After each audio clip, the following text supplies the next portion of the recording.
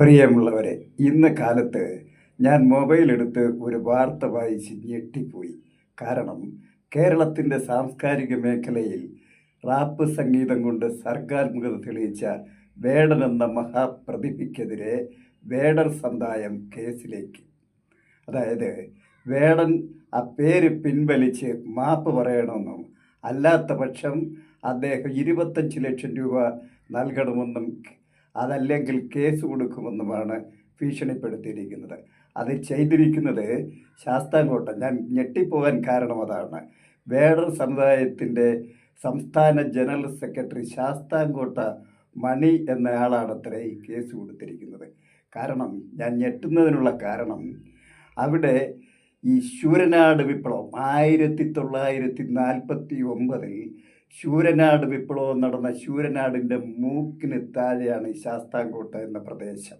അതായത് അവിടെ അന്ന് അക്കാലത്ത് സകലവിധ നാട് വാഴ്ത്തത്തിനെതിരെ ജീവിക്കാൻ സഹികെട്ട് പൊറുതിമുട്ടിയ വേടർ സമുദായം ഉൾപ്പെടെയുള്ള സകലവിധ അയിത്തജാതിക്കാരെ സംഘടിപ്പിച്ചുകൊണ്ട് കമ്മ്യൂണിസ്റ്റ് പാർട്ടി നടത്തിയ അതിഭയാനകമായ സംഭവമായിരുന്നു ശൂരനാട് ലഹള. അതിനുശേഷം ശൂരനാട് ലഹളയ്ക്ക് ശേഷം പോലീസ് നരനായാട്ടിൽ ഭയന്നോടിയ വേടരാണ് ശാസ്താംകോട്ട, ചിറ്റുമല, കിഴക്കേക്കല്ലട, പടിഞ്ഞാറേക്കല്ലട, മുളവന പ്രദേശങ്ങളിൽ ഇന്നും ജീവിക്കുന്നത്.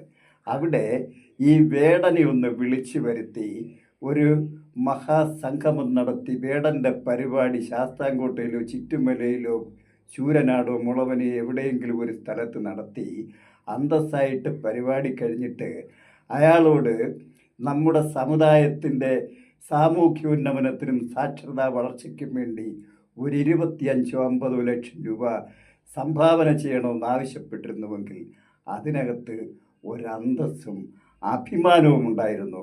അതായത് വേടർ സമുദായത്തിൻ്റെ അന്തസ്സും അഭിമാനവും ആഭിജാത്യവും ഐക്യവും ഉയർന്നു നിൽക്കുമായിരുന്നു. അതിനു പകരം ഈ ഏതെങ്കിലും ഒരു പൊട്ടൻ വക്കീൽ, അതായത് കോടതി പോലും പരിഗണനയ്ക്കെടുക്കാതെ തള്ളിക്കളയാൻ സാധ്യതയുള്ള 100% തള്ളിക്കളയാൻ സാധ്യതയുള്ള ഒരു കേസും പൊക്കിപ്പിടിച്ച് നാട് നടന്ന് നാണം കെടാൻ ഇറങ്ങിത്തിരിച്ച ഈ മണിയെപ്പോലുള്ളവർ ഓർത്ത് കേരളം ലജ്ജിക്കുമെന്നല്ലാതെ നാളെ ചരിത്രത്തിൻ്റെ ഭാഗമായി ചരിത്ര വിദ്യാർത്ഥികൾ മഹാനായ വേടൻ എന്ന ചരിത്ര വിദ്യാർത്ഥികൾ പഠിക്കുമ്പോൾ ഈ പൊട്ടൻ വക്കീലും ഈ ശാസ്താംകോട്ട മണിയും വേടർ സമുദായത്തിൻ്റെ മുമ്പിൽ